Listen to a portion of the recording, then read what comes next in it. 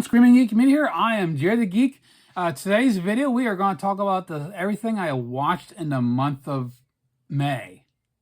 So I'm actually going to start the video with a couple movies we watched streaming. And we have the Angel Studios app, and they got some really good content on their channel. So the first one up we watched was Homestead. You know, it has Neil McDonough in it.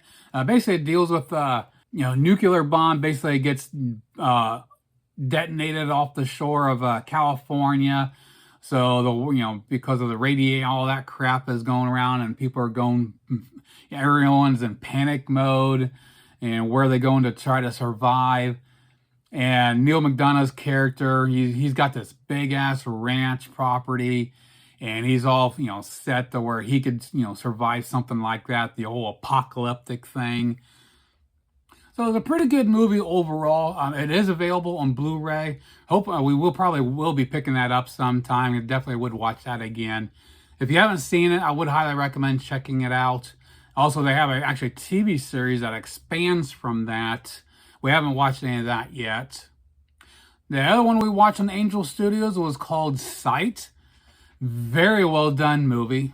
Has, oh damn it, I should have jotted it. For some reason, my mind went blank. I cannot get his name. He's been in a lot of movies. Basically revolves around him and another scientist. They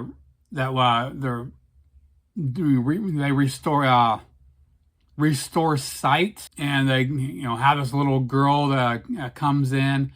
She hasn't seen because of something else that happened when she was a child. Another one that actually is based on a true story, but very well done. Both my wife and I really like this. Another one that is available on Blu-ray. We're hoping to pick up sometime. So now on to the physical media stuff we've watched. I know a lot. I've been in the last couple months I've been binge watching Stargate SG-1.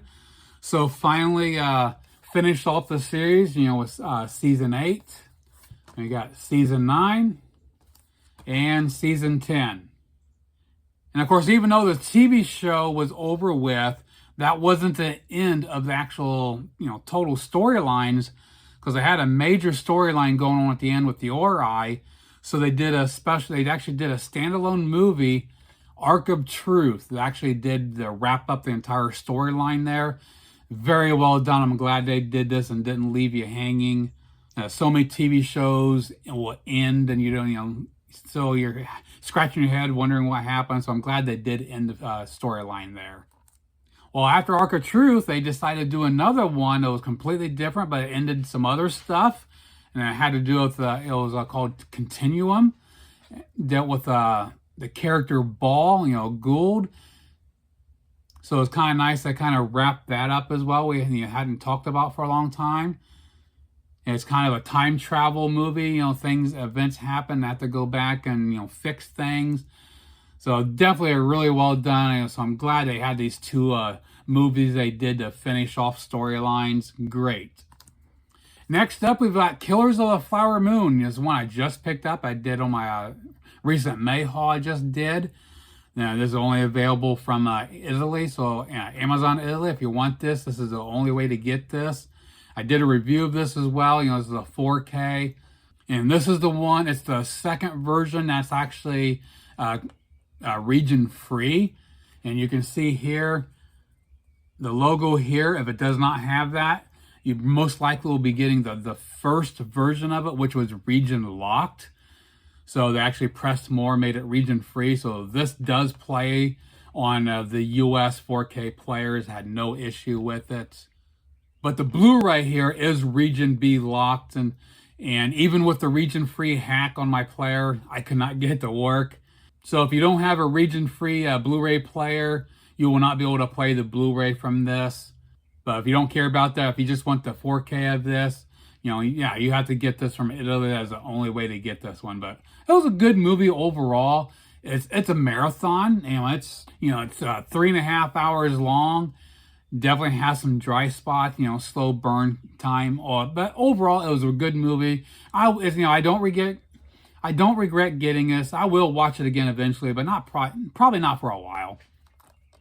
Next up, we've got Shrek Forever After. Got the grandkid for the summer, and this is the one she wanted to watch, so we pulled it out and watched this one. Definitely a good one. This makes up for the shoddy third one. I never really cared for the third movie. Loved the first two. Third one was like they completely botched it. But the fourth one, I think, makes up for it. It's a really fun movie. Next up, we've got Fistful of Dollars. This is a 4K. I actually did a review of this. This is from Kino Lorber. And I know Arrow just put out their versions of it, and a lot of people have been talking about. So, I popped in my Kino Lorber, so I did a review, and I loved it. I thought they did a great job. I will not double dip to get the Arrow one from Ken over at Mid-Level Media. He compared it to Kino and the Arrow versions and said there's very little difference. So I'm happy with Kino. I'll stick with it. Next up, we've got a great classic, Galaxy Quest. This is one of those movies I'd probably consider a comfort movie. No matter how many times I've seen it, it never gets old. If I just want something I can just veg to, I don't need to concentrate. This is one of those movies I can pop in. I just love it. It's such a fun movie because, pokes fun up the old, the Star Trek, the whole phenomenon, and, all the Star Trek conventions. So it's really cool how they poke fun at that. This is such a fun movie, especially with Alan Rickman, Tim Allen, Sigourney Weaver, Tony Shalhoub. It's got a great cast. So again, just one of those movies I can watch a million times and never gets old. Next up, we've got The Abyss. Classic movie from James Cameron. Definitely one of his best movies. Definitely one of my favorite movies, especially the special edition. Because the theatrical version, they cut out so much that just doesn't make sense. And watch the special edition, it's like, wow, at least what they're talking about at the end. So glad to finally have this on 4K. Came out a while back, and they didn't screw it up like some of other Cameron's titles they have. But yeah, this is a great one on 4K. If you haven't got this, I highly recommend picking this up. Next up, we've got Top Gun Maverick. Great sequel to the original. As good as the original Top Gun was, I think this one far exceeds it. I just think overall, it is a better movie than the original. Great action, great story, just the way they tie everything together with the original, and they play, they really do a great job of paying tribute to the original. Next up, we've got a faith-based movie, The Encounter. This basically, I bought it because it has Sting, Steve Borden in it. And he plays a douchebag. He does a great job with it.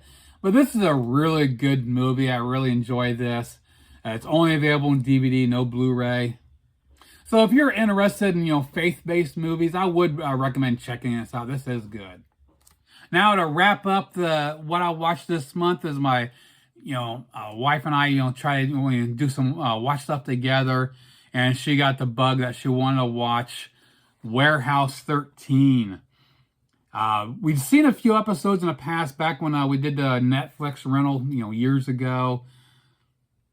And I bought the whole series on DVD a while back, and we never got around to watching them. So she got the kick; she wanted to start watching them. So so far we've watched season 1, season 2, and we just finished up season 3. Great show. This was on the Sci-Fi Channel. If you like that sci-fi stuff, this is a really good show. Basically revolves around a group of people. They got this, work for this warehouse. They go out and collect these artifacts that do strange things. So if you like that kind of stuff, I would recommend, checking this show out. And being DVD, don't be afraid. The DVDs here are pretty damn good. As far as the details, the colors really pop. You would not think you're watching DVD. I'm very impressed with how they look. There's no way I'd ever want to replace it with Blu-ray. DVDs are great here. So that pretty much wraps up for everything I watched in the month of May. Definitely a light month, considering, doing the TV shows. So, we watched those 2 movies on streaming and 9 movies on physical media. So 11 movies in total. And then, of course, we finished up the Stargate SG-1 series, and we started a Warehouse 13 series. So we've already started season 4, so there's only 5 seasons. So we'll finish that up within the next week or so. Now, as far as going forward, I'm still thinking, I keep saying this every month, I need to get back into Supernatural, and I haven't done it yet. I've been doing some of the other stuff. I still want to get into that, but also I still want to do, a couple themed months. I'm thinking about doing like blind buys, just go through and force myself to watch stuff I've bought and haven't seen. And also wanting to do animated. I've got a slew of animateds I want to jump into because there's so much stuff, with Disney, Pixar, and of course there's a lot of stuff out there that's outside Disney that are incredible. Different types of animation. So I definitely want to dive into all that and show you a lot of different stuff out there, and maybe even do some top 10 lists of everything.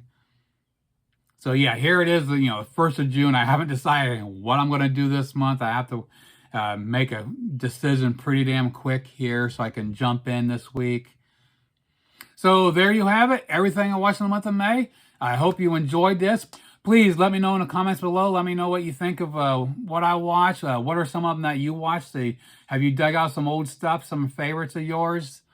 Check out my other videos on my channel. Like, subscribe, turn your bell notifications on, and we'll see you soon. Geek out.